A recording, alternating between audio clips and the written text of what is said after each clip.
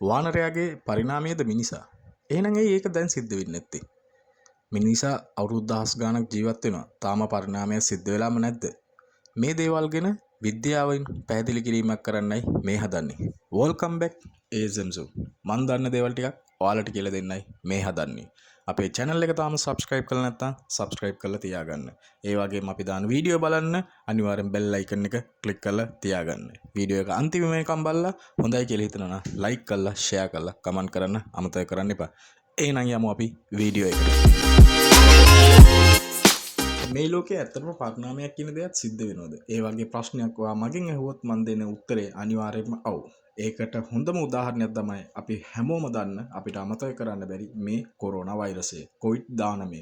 ඒ කියන්නේ කොරෝනා වෛරසයක් කියන්නේ මේ 2019 දීද ඒක සිද්ධ වුණේ නෑ. ඊට කලින් ඉඳලම කොරෝනා වෛරසය කියන දෙයක් තිබ්බා. හැබැයි ඒක මිනිසුන්ට බලපෑමක් සිද්ධ කරේ නෑ. ඒක සත්තුන් අතර විතරයි බලපෑමක් විදියට සිද්ධ වෙලා තිබ්බේ. ඉතින් විවිධාකාර පරීක්ෂණ වලට සත්තුන්ව යොදාගෙන පරීක්ෂණ කරද්දී ඒ වලින් පරිණාමයක් කියලා ඒ කොරෝනා වෛරසය තවත් දියුණු වෙලා ශක්තිමත් වෙලා තමයි ඒක මිනිසුන්ට බලපෑමක් සිද්ධ කරන විදිහට 2019 දී මිනිසුන්ට මුල්වරට ඒක බලපෑමක් සිද්ධ කරේ.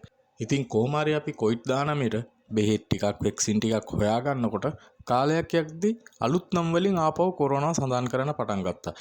කොරෝනා ඩෙල්ටා, කොරෝනා ඔමික්‍රෝන් නම් වලින් ආපහු සඳහන් කරන්න පටන් ගත්තා. ඒක තමයි එයාගේ අලුත් වේරියන්ට් එක. ඉතින් අපි හොයාගත්ත බෙහෙත් වලටයි වැක්සින් වලටයි එයා මියුටේෂන් වෙලා වෙනස් වෙලා ඒකට ඔරොත්තු දෙන්න පුළුවන් විදිහට එයාව හදාගත්තා. ඒක සිද්ධ වෙන්නේ එයාගේ පරිණාමයක් විදිහට. ඉතින් ඒක සිද්ධ වෙන්නේ කොහොමද කියලා දැනගන්න නම් ඔයාලට DNA ගැනත් පොඩ්ඩක් දැනගන්න වෙයි.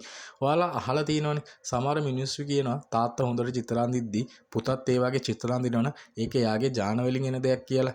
ඉතින් ඒක තමයි DNA සම්බන්ධතාවය කියන්නේ. ඉතින් මේ කතාව සම්පූර්ණයෙන්ම දැනගන්න නම් ඔයාලට DNA ගැනත් පොඩ්ඩක් දැනගන්න. අපේ ඇඟේ තියෙන සෛල වල තියෙන නියුක්ලියස් ඒකේ අභ්‍යන්තරය තමයි මේ DNA කියන දේ තියෙන්නේ. සාමාන්‍යයෙන් DNA එකක් හඳුනනවා චූටි අකුරු වගේ හැදිච්ච AGCT අකුරු වල පැටලිල්ලක් විදිහට තමයි මේ DNA එක හඳුන්වන්නේ. ඒක පොදුවේ හඳුනනවා කෝඩන්ස් කියලා. DNA කෝඩන්ස් වලින් මොකද සිද්ධ වෙන්නේ? ඒකෙන් සිද්ධ වෙන්නේ සාමාන්‍ය අපේ ඇඟේ ඇතුළේ හැදෙන ඕර්ගන්ස් හැදෙන්න ඕන විදිය එයා පණිවිඩයක් විදියට දෙන එක තමයි ඒකෙන් සිද්ධ වෙන්නේ. මිනිස්සයා කියන්නේ සම්පූර්ණයෙන්ම ඕර්ගන්ස් වලින් හැදිච්ච ජීවියක්. ඉතින් මේ DNA වලින් කරන්නේ රයිෆසෝම් කියන තැනට පණිවිඩ යොමු කරනවා. ඒ කියන්නේ ඕර්ගන්ස් හැදෙන්න ඕන විදිය කොහොමද කියලා පණිවිඩ යොමු කරන එක තමයි යාගේ කාර්යය. ඉතින් උදාහරණයක් ඉදින්න මේ ඕර්ගන්ස් එක හැදෙන්න එයා AGC කියලා එතනට පණිවිඩය දුන්නට පස්සේ මේ messenger RNA හා transfer RNA වලින් පණිවිඩයක් යොමු කරනවා. මෙන්න මේ විදිහට තමයි මේ ඕර්ගන්ස් එක හැදෙන්න ඕන කියලා. උදාහරණයක් වශයෙන් එයා AGC කියලා දෙන්න ඕන මේ ඕර්ගන්ස් එක හැදෙන්න නම් එතන G අකුර නැති වෙලා T අකුර එතන මැදට ආවට පස්සේ ATC කියලා එයා සඳහන් කරාට පස්සේ එතකොට කලින් හදපු ඕර්ගන්ස් වල වෙනස් වීමක් සිද්ධ වෙන්න පුළුවන්. ඉතින් ඉස්සර කාලේ පරිණාමය ගැන ගොඩක් පොත් ලියපු ගොඩක් සඳහන් කරපු කෙනෙක් තමයි චාර්ලස් කියන්නේ. එයා සඳහන් කරලා තිබ්බේ එක එක ජීවීන්ගේ පරිණාමය එක එක විදියට කාලයක් යනකොට වෙනස් වෙන්න පුළුවන් කියලා. ඉතින් එයා කවදාවත් සඳහන් කරලා තිබ්බේ නෑ මිනිස්යාගේ පරිණාමය සිද්ධ වෙලා තියෙන්නේ වානරයාගෙන් කියලා. ඒ කාලෙම ගොඩක් ප්‍රසිද්ධ නොවන විද්‍යාඥයෙක් තමයි මේ ජෝර්ජ් මෙන්ඩල් කියන්නේ. ඉතින් එයා ගොඩක් පැල එහෙම ගෙනල්ලා පරීක්ෂණයකට සිදු කරලා එයා කියලා තිබ්බා මේ පැලවල තියෙන ගොඩක් ඝන ෆැට් එක වගේ දෙයකින් තමයි මේ පරිණාමය සිද්ධ වෙන්නේ කියලා. ඉතින් ඒ කාලෙත් මේ DNA කියන දේ හොයාගෙන තිබ්බේ නැති නිසා එයාට ඒ පරීක්ෂණ වලින් එයා සඳහන් කරලා තිබ්බේ මෙන්න මේ වගේ දෙයක්. කාලයක් යනකොට ඒ ගැන වැඩි දුරටම පරීක්ෂණ කරලා හුගෝ ඩී වැරිස් කියන එක්කෙනා විසින් තමයි හොයාගත්තේ මේ සියලුම පරිණාමය සිද්ධ වෙන්නේ මේ DNA කියන දෙයකින් කියලා. ඉතින් ඔයාලට පොඩි අදහසක් ගන්න පුළුවන් වෙයි දැන් DNA කියන්නේ මොකක්ද කියලා. ඉතින් අපි යමු අද ප්‍රධාන මාතෘකාවට. ඇත්තටම පරිණාමය කියන දේ දැන් සිද්ධ වෙන්නේ නැද්ද?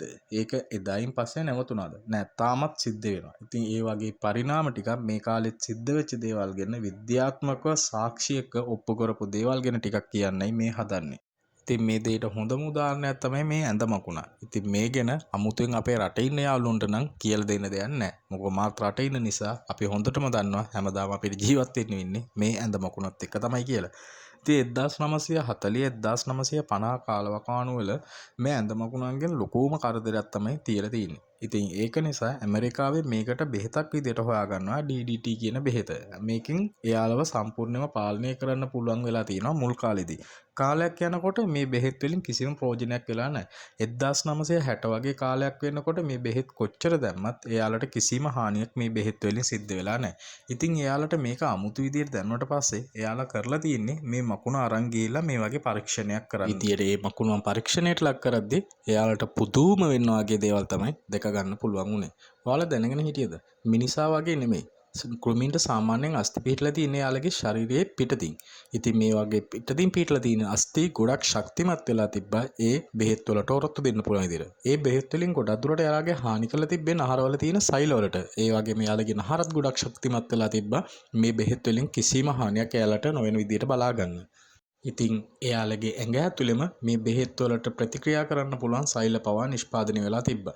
ඉතින් මුලින් අපි DDT ඒ බෙහෙත යොදවලා මේ සත්තු මැරුවට ඒ බෙහෙත් වලින් බේරලා ගියපු සත්තු වල මේ වගේ විශේෂ වෙනස් වීමක් සිද්ධ වෙලා තියෙනවා කියලා එයාලට හොයාගන්න පුළුවන්. ඒක හොඳම උදාහරණයක් තමයි මේ පරිණාමය කියන දේ සිද්ධ වෙලා තියෙන කියලා අපිට මෙතනින් දැනගන්න පුළුවන්. ඊට පස්සේ එයාලා ඊට වඩා ශක්තිමත් බෙහෙතක් යොදවලා තමයි මේ සත්තු විනාශ කරන්න පටන් ගත්තේ. ඒ තමයි අප්‍රිකාවේ 1977 ඉඳලා 1992 වෙනකම්ම ඇත් දල නිසා ගොඩක් ඇත්තුන් විනාශයට පත් කරලා තියෙනවා. දඩයම් කරලා තියෙනවා. ඒකට හේතුව තමයි ඒ දවස්වල ඒ රට ඇතුළෙම ඇතිවෙච්ච යුද්ධය. ඉතින් සැබළුන්ට අවශ්‍ය ආහාර, ඒ යුද්ධයට අවශ්‍ය දේවල් අරගන්න ඒ සල්ලි හොයාගත්තේ මේ ඇත් මරලා ඒ දල විකුණලා තමයි. ඉතින් රට ඇතුලේ පවතින යුද්ධයේ අවසාන කාලයක් වෙනකොට අප්‍රිකාවේ තියෙන ජෝර්ජියෝ කියන නැෂනල් පාර්ක් එකෙන් ආටිකල් එකක් රිලීස් කරලා තිබ්බා මේ යුද්ධය නිසා ඒ හිටපු සත්තුන්ගෙන් විශාල සත්තුන්ගෙන් 90%ක්ම මේ යුද්ධය නිසා දඩයමට ලක් වෙලා තියෙනවා කියලා එයා ආටිකල් එකේ සඳහන් කරලා තිබ්බා. මේ යුද්ධෙන් පස්සේ ඉපදෙන සාමාන්‍ය අලීන්ගේ ගෑනු සතාගෙන් 4න් දෙන්නෙකුටම ඇත්දල නැතුව තමයි යාලා ඉපදිලා තින්නේ. ඉතින් ඔයාලට හිතෙන්න පුළුවන් අලින් ගෑනු සතාට ඇත්දල පිහිටෙන්නේ නැහැ කියලා. නෑ එහෙම නෙමෙයි. අප්‍රිකාවේ සාමාන්‍යයෙන් පිරිමි සතාට විශාල ඇත්දල පිහිටලා තියෙනවා වගේම ගෑනු සතාට සාමාන්‍ය වගේ ඇත්දලයක් පිහිටලා තියෙනවා. ඉතින් මේ වගේ යාලා ගොඩක් සමීක්ෂණ කරාට පස්සේ වයස්ගත අලින්ගෙන් 51%ක්ම මේ වගේ ඇත්දල නැතුව තමයි ඉඳලා තියෙන්නේ. ඒකට හේතුව ගොඩක් විදියට ඒ ඇත්දල දඩයම් කරන්න හේතුව නිසා තමයි යාලට ඒ ඇත්දලා හිමි වෙලා තියෙනයි කියලා තමයි සමීක්ෂණ වලින් වාර්තා කරලා තියෙන්නේ. ඉතින් ඔයාලට සාමාන්‍යයෙන් මෙතන ප්‍රශ්නයක් එන්න පුළුවන්. ඉතින් අලින්ට ඒක කොහොමද දැනගත්තේ? එයාලට එහෙම සිද්ධ වුණේ ඇයි කියලා. ඉතින් ඔයාලා දන්නවනේ මොකද ගොඩක් දුරට මිනිස්සු වගේම සමූහයක් විදිහට ජීවත් වෙන සත්තු කොට්ටාශයක් තමයි අලින් කියන්නේ. ඉතින් ගොඩක් දුරට සමූහයක් විදිහට ජීවත් වෙන අලින්ව පෙරමුණ ගන්නේ සාමාන්‍යයෙන් ඒකේ ගෑනු සතා. ඉතින් එයාලා එහෙම තවතනින් තවතනට ගමන් කරනකොට මේ වගේ අලියෙක් මැරලා ඉන්නවා දැක්කම එයාලා එතන නැවතිලා මිනිස්සු වගේම ශෝකය ප්‍රකාශ කරලා යනවායි කියලා ගොඩක් සමීක්ෂණ වාර්තා වලින් සටහන් කරලා තියෙනවා. ඉතින් ඒ වගේ එයාලා ස්පර්ශ කරලා ඒ වගේ අස්ථි ස්පර්ශ කරලා බලද්දී එයාලට පොඩි දේවල් වලින් එයාලට කාලයක් යනකොට දැනගන්න හම්බෙලා තියෙනවා මේ ගොඩාක් දුරට මේ සතා මැරලා තියෙන්නේ ස්වභාවයෙන්මද නැත්නම් මේක දඩයම් කරපු සතෙක්ද කියලා. ඉතින් දඩයක් කරාට පස්සේ එයාලට අස්ථි වල හැමදේම හම්බුණාට එයාලට ගොඩාක් දුරට හම්බ වෙන්නේ නැත්තේ මේ දල කියන කොටස. ඒකෙන් එයාලගේ මොළයට ඒ වගේ පණිවිඩයක් ගියාට පස්සේ එයාලා හිතනවා මෙන්න මේ දල නැති වුණාම තමයි මේ ලෝකේ අපිට ජීවත් වෙන්න පුළුවන් කියලා. එහෙම හිතනකොට එයාලගේ ජෙනටික් වෙනස් වීමකින් වෙලා එයාලා ඉපදෙනකොට ඒ දලේ නැතුව ඉපදින්න ඒ ජෙනටික් වෙනස් වීම සිද්ධ වෙනවා. ඉතින් අර වගේ ජෙනටික් වෙනස් වීමක් සිද්ධ වෙලා තමයි එයාලා දල නැතුව මේ ලෝකෙට ඉපදින්නේ. සාමාන්‍යයෙන් දැන් සමීක්ෂණ වලින් හොයාගත්තම 4න් එකක් ගෑනු සතාට දල නැතුව ඉපදෙනවයි කියලා පිරිමි සතාගෙන් 5න් එකක්ම දල නැතුව ඉපදෙනවයි කියලා තමයි මෙයාලා ගොඩක් දුරට සඳහන් කරලා තියෙන්නේ. ඉතින් ඔයාලා දන්නවනේ ඇතෙකුට දල කියන්නේ ගොඩාක්ම වටින දෙයක්. ඉතින් එයාට සාමාන්‍ය ආහාරයට ගන්න ගහක් පෙරලා ගන්නත් ඒ දල තමයි ගොඩක් උදව් කරන්නේ. ඒ කියන්නේ පොළොවේ තියෙන වතුර හාරලා ගන්නත් එයාට ඒ දල ගොඩක් උදව් කරනවා. ඉතින් ඒ වගේ එයා ජීවත් වෙන්න ගොඩක්ම උදව් කරන්න අවශ්‍යම දේ දල. ඒ වුණාට එයාගේ මරණ බිය නිසා ඒ දේ යට අහිමි වෙලා තමයි දැන් එයා ගොඩක් දුරට ඉපදෙන්න වෙලා තියෙන්නේ.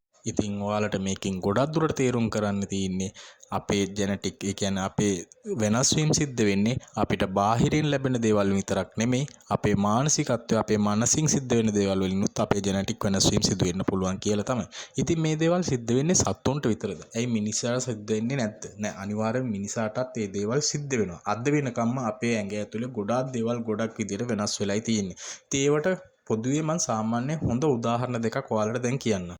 ඒකට හොඳම උදාහරණයක් තමයි ඔයා සාමාන්‍ය වෛද්‍යවරයෙක්ගෙන් ඇහුවනම් සාමාන්‍ය මිනිස්සෙක්ගේ උෂ්ණත්වය කීයද කියලා එයා 37යි 36ක් වගේ තමයි කියන්නේ. නමුත් මෑත කාලිනව ඇමරිකාවේදී පරීක්ෂණයක් සිද්ධ කරලා තියෙනවා මිනිස්සු 35000ක් විතර අරගෙන උෂ්ණත්වය ගැන. එතකොට එයාලා සටහන් කරලා තිබ්බේ දැන් සාමාන්‍ය මිනිසෙකුගේ උෂ්ණත්වය 36.6ක් වගේ තමයි පවතින්නේ කියලා. ඒ කියන්නේ අඩුවීමක් තමයි සිද්ධ වෙලා තියෙන්නේ කියලා. ඒකට හේතුව තමයි මේ ලෝකයේ වෛද්‍ය විද්‍යාවේ දියුණුවට පෙර ගොඩක් මිනිස්සු මේ බැක්ටීරියාස් ඒ වගේ දේවල් වලින් ගොඩක් ජීවිතක්ෂයට පත් වෙලා තියෙනවා. ඉතින් කාලයක් යනකොට එයාලා සාමාන්‍යයෙන් දන්නවා බැක්ටීරියා කෙනෙක් ජීවත් වෙන එයාලට අවශ්‍ය උෂ්ණත්වයක් අවශ්‍යයි. ඉතින් අපි කාලයක් යනකොට අපේ ශරීරයෙන්ම ඒ උෂ්ණත්වයට වඩා වැඩි උෂ්ණත්වයක් පවත්වාගෙන යන්න ගිහිල්ලා තියෙනවා.